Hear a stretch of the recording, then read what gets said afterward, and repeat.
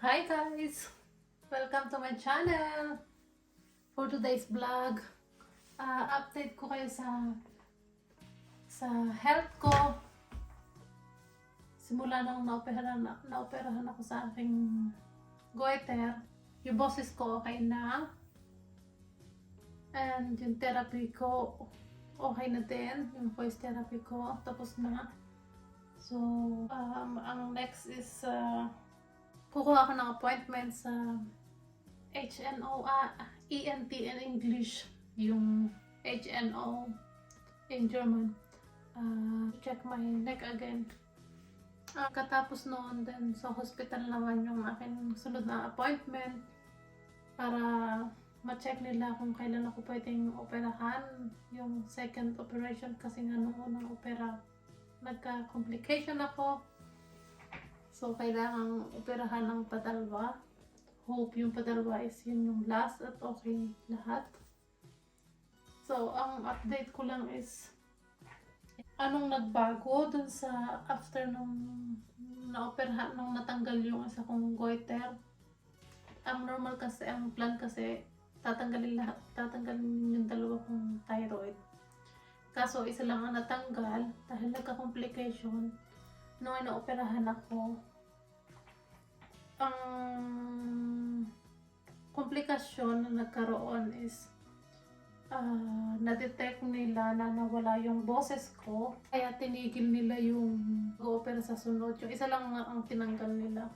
Walan din ako ng hangin, ng air habang inooperahan. So, kailangan nilang itigil. Kasi kung tinuloy nila yung pag-oopera, nawalan ako ng boses, nawalan ako ng hangin. So, habang buhay na akong walang boses, kung magkakaboses man ako is puputasan nila dito, then lalagyan nila lang machine, then doon ako magsasalita para magkaroon ako ng boses, parang magiging robot. Robot siya yung magkakaroon ng machine. Pero buti magaling yung doktor. Tinigil nila yung na-detect nila na nawalan ako ng boses at nawalan ako ng hangin. Tinigil nila yung pag-oopera. Isa lang yung tinanggal.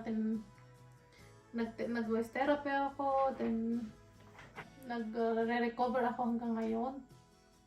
Then sa susunod na operasyon, sana maging okay na ang lahat. Yeah, medyo sobrang komplikado ng aking goiter. Yung huli kong check up doon 3 months ago, bago ako nag-voice therapy, na detect din nila na paralyzed yung right side vocal cord ko. Sabi nila pwedeng sa pag-voice therapy pwedeng bumalik yun, makatulong yung voice therapy. Pwedeng hindi din, kahit may boses ako, pwedeng paralisado pa rin yung right sided ng aking vocal cord. Sa tingin ko naman is hindi na siya paralyzed kasi okay na naman yung boses ko. Yun nga lang, hindi na ako nakakakanta katulad ng dati na pwede akong kumanta ng mataas. Pero pag ngayon, tinatry kong kumanta ako ng mataas, masakit siya, masakit pa rin siya sa leeg ko. Pero sa tingin ko is kaya nasakit kasi nung naoperahan ako, syempre natanggal yung mga muscles, nabanat yung mga muscles. So, hanggang ngayon nagre-recover ako kaya siguro masakit. Pero hindi siguro yun sa about paralyzed na vocal cord o sa aking boses. Siguro sa pagkaka-opera pa rin kasi syempre binuka nila tong leg ko para matanggal yung aking thyroid. Pero nga lang, nagka-complication ako. Nung naoperahan ako, mas lalo akong lumobo. Kung makikita nyo na sa mga nakakakilala sa akin, pamilya, kaibigan, nung na-detect ang goiter ko, ang thyroid ko, nung una, ang aking diagnosis is hyperthyroidism. Tapos nalaki yung goiter sa loob. Pero hyperthyroidism. Kain ako nakikain, kahit maya gutom ako. Pero never akong tumaba. Papayat ako ng papayat. Naging 48 kilo ako. Then, pagkat nung radiotherapy, yung parang chemotherapy ako. Nung after 1 year na yung hormone balance ko is kahit nagtitake ako ng medicine, hindi siya nagpa-balance. Laging mataas, laging mababa. Kaya nag-decide yung doktor, nag-decide ako na pwede lang gawin is magpa-opera o radiotherapy. Nung una, pinili ko yung radiotherapy. Yung radioactive iodine. Yun ang una kong ginawa. After 3 months, lalong lumala yung goiter ko. Lalo siyang nagluko, parang basta hindi siya mas naging okay nung radioactive iodine therapy ako. So nagintay ako again ng 1 year.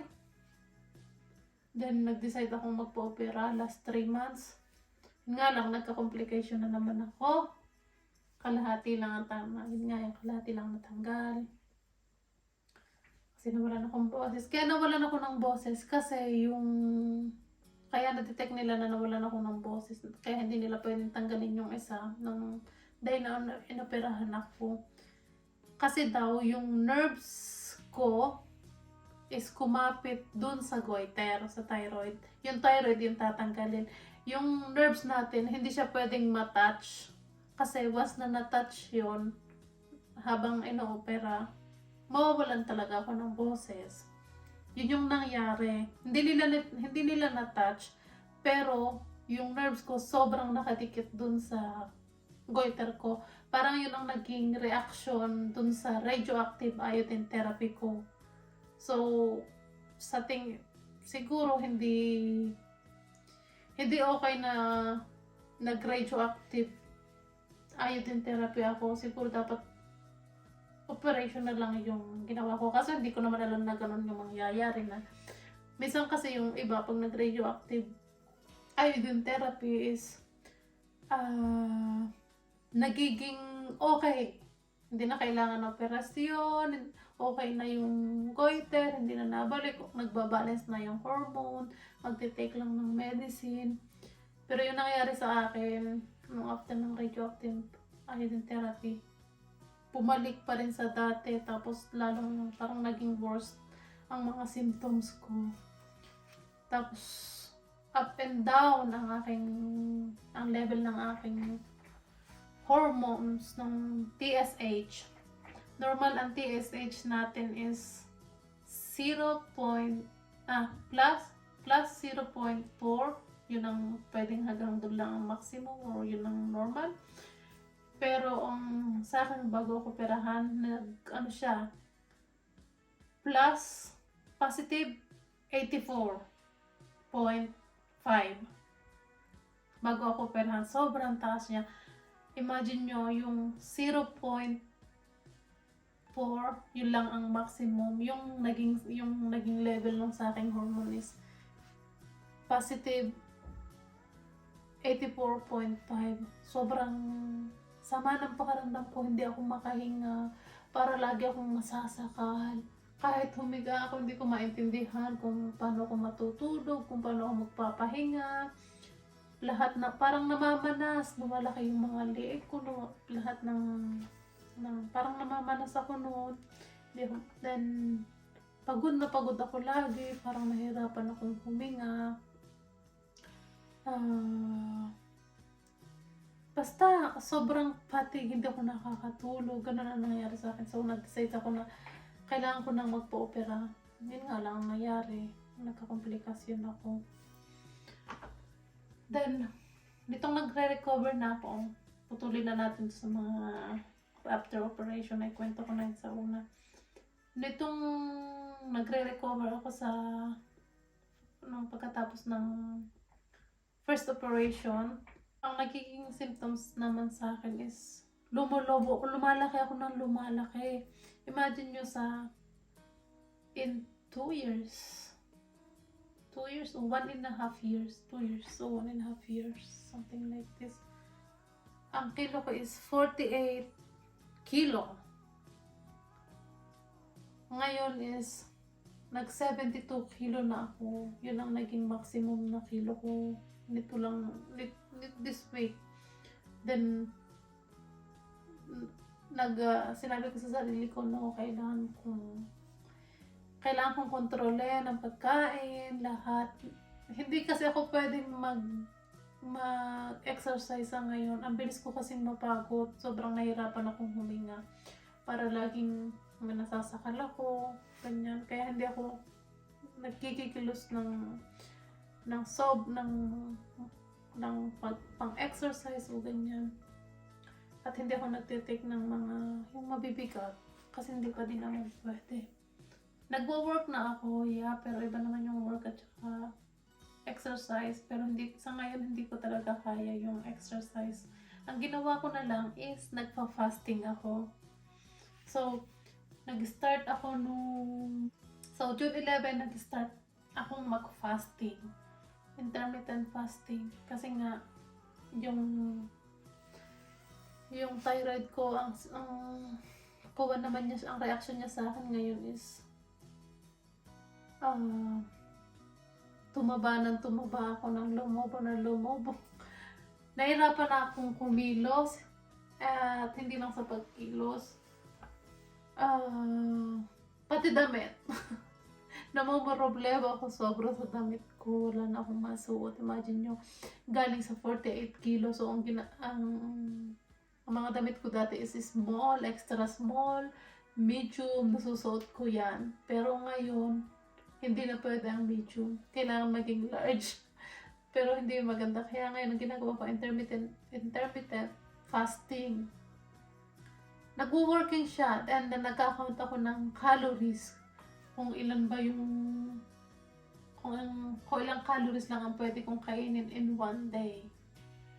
So, ganun ang ginagawa ko. Intermittent fasting ko is from 12 o'clock in the middle of the day until 8 in the evening. Doon lang ako pwedeng kumain. Pero pwede kong kainin kahit ano. Yun nga lang, kailangan kong bilangin ang calories.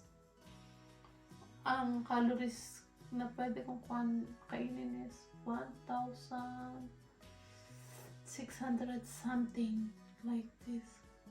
Kasi pinupush ko ang sarili ko na hanggang August lang, kailangan kong mababa ang kilo ko ng 55. So, today is June 15. So, ang plan ko is hanggang August 1, dapat nasa 55 kilo ako. Hindi ko alam kung baka kaya ko yan, pero sana mabawasan yung 72 kilo ko. Nag-kilo ko today, and ang kilo ko is 70.6. So, it's 71, something like this. So, in 4 days, nabawasan na ako ng 1.5 kilo, 1 kilo, I think. So, it's good sa pag-intermittent fasting ko. From 12 to 8 lang ako pwedeng kumain. And nagka-count ako ng calories. So, yun guys, ang update ko sa aking health sa ngayon. Sana bumaba ko yung kilo ko kasi ang hirap sa katawan. Nahirapan ako, hindi ako makahinga ng ayos kasi nga, syempre, pag tumataba, na-stretch lahat yung mga muscles, balat mo, katawan mo. Pag-aakit ako ng stairs, pagod agad ako kahit 6, yung 6 na baitang pa lang. Pagod na ako. Kasi yun ang update sa health ko. Hypo naman ako ngayon. Hypo. Ganun yung diagnose ng goiter ko. Sabi nga ng doktor ko is crazy daw. Crazy daw yung aking goiter. Kasi bibihira kasi ang may goiter na ganun. Minsan kasi pag nag-take ka ng medicine, may mga patient na pag nag-take ng medicine, nababalance yung hormone, so hindi kailangan ng opera, hindi kailangan ng radioactive therapy, something like this.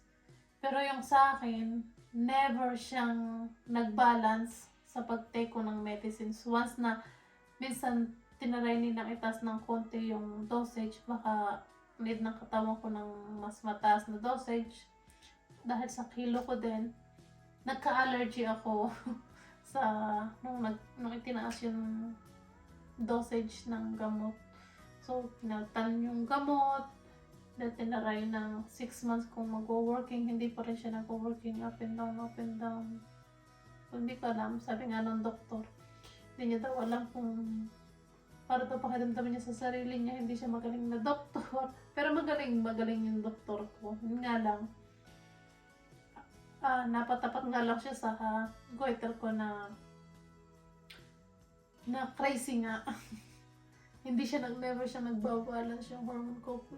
Sa susunod na operasyon, sana naman maging okay ang lahat at sana yun ang last. At sana kasi after ng operation, ng second operation, madami pa rin akong control sa aking blood, sa aking thyroid, kasi kailangan kong mag-take ng medicine for hormone. Kasi pag parehas ng natanggal, wala na magpo-produce ng hormone. So, yun ang importante yung dalawa na yun kasi yun ang nagpo-produce ng hormone sa ating katawan. Kaso, kung hindi naman nagwo-work ng good, pues kailangan natin tanggalin at operahan. At pwede naman mag-take ng medicine, pero sana for the next second operation, pag-pray nyo ako na maging okay ang lahat. Kasi napapagod na din ako. Sabi ko nga, bakit ako? Hindi naman ako nagsisikaret. Hindi naman ako nag-iinom. Wala akong bisyo. Bakit ako yung nagkaroon ng ganito? Pero ganun talaga. May mga bagay na dumadating sa buhay natin. Pagsubok na doon tayo mas pinatatatag. Pero nung una talaga, minsan, pag nade-depress ako, pumapasok talaga sa ulo ko yung mga ganun-ganun na bakit hindi naman ako umiinom, hindi naman ako naninigarilyo, wala naman akong bisyo, hindi naman ako ganun kasamang tao. Mga ganyan yung pumapasok ko sa utak ko. Pag ganun pala talaga kapag may nararamdaman ng isang tao. So, minsan kailangan natin intindihin. Yun guys. Minsan pagka sobra akong imik-imik, nagbabago yung boses ko, madali akong mapause ngayon. Pero okay lang, importante bumalik yung boses ko kahit hindi na. Namimiss ko yung boses ko dati na pwede akong kumanta, pwede akong mag-karaoke, ganyan. Pwede pa din naman, pero hindi na katulad ng dati ko. Pumipiyok na. So yun guys, update ko kayo sa aking health. So, nagpa-fasting ako sa ngayon. Tatry kong mag-exercise ng mild, like hula hoop, ganon. Update ko kayo kung mapapababa ko ba yung kilo ko before August. Yun lang guys ang update sa aking health. Thank you for watching. I hope every one of you is fine. Sana mabuti ang inyong kalagayan. At pray lang tayo. Ganun talaga, may mga pagsubok na dumadating sa atin. At doon tayo pinatatatag ni God. Kasi hindi naman tayo bibigyan ni God yun na lang lagi ang iisip ko. Hindi tayo bibigyan ni God ng pagsubok kung hindi natin kaya. At alam kong piniprepare tayo ni God sa iba pang pagsubok na dadating sa buhay natin. Kaya binibigyan tayo ng mga ganong pagsubok. So, mas pinatatatag niya tayo para sa ibang pagsubok na dadating. Ganun lang. And thank you guys for watching. don't forget to like and share and click the notification bell button para pag may bago akong update na vlog, then matatanggap niyo yung notification na may bago akong video na pwede niyong panood. Hindi ko alam kung natutuwa ba kayo or boring. Pero nag-uumpisa pa lang din ako. Tinatry ko lang. Parang nagiging hobby ko lang naman yun. Hindi naman yun para making famous o kung ano. Parang hobby lang. Pantanggal din siya ng stress. Try nyo guys. Kausapin nyo yung sarili nyo dyan sa cellphone. Sa una. Hanggang ngayon naman, parang na-awkward ako. Parang, wala naman akong kausap. Pero na-imagine ko, na marami ding naman nanonood sa akin. O, di ba na nagkakaroon kayo ng update about sa buhay ko. Sa mga family ko at saka kaibigan na gustong malaman. Kasi bibihira din naman akong mag-chat o tumawag sa mga family at saka mga friend ko. So, sa mga ganito, ko na lang ginagawa sa vlog. Yun lang guys. Thank you for watching. And don't forget to subscribe and share my video. Thank you guys. Bye!